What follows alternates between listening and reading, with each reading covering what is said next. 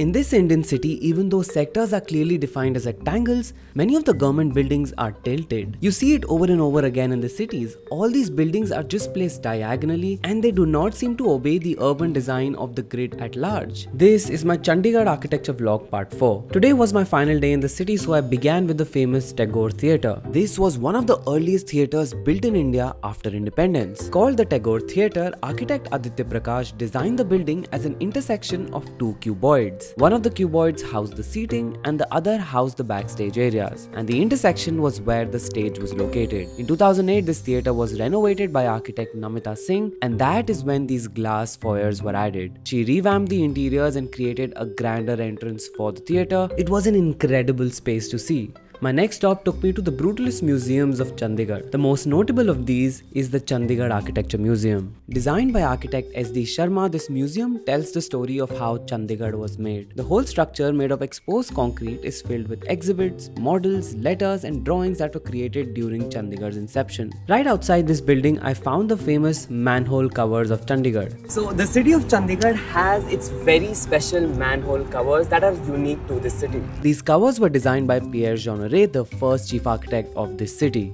These covers actually have the plan of the city of Chandigarh embedded onto them in cast iron. The city made over 2,000 such covers, and today it is a part of the heritage of the city.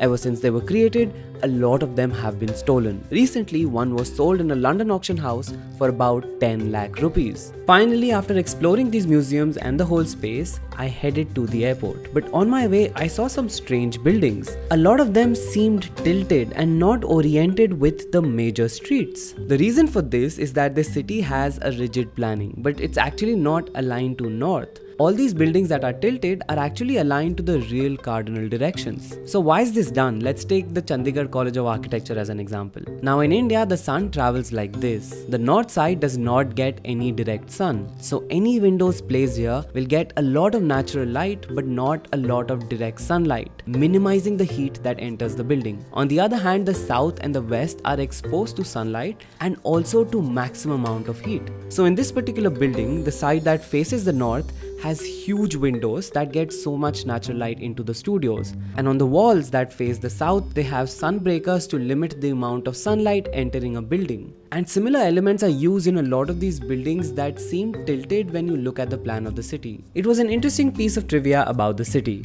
And that was my trip to Chandigarh. Have you ever been to this city, and which city should I cover next? Let me know in the comments below, and follow Plus Dark to explore architecture from around the world.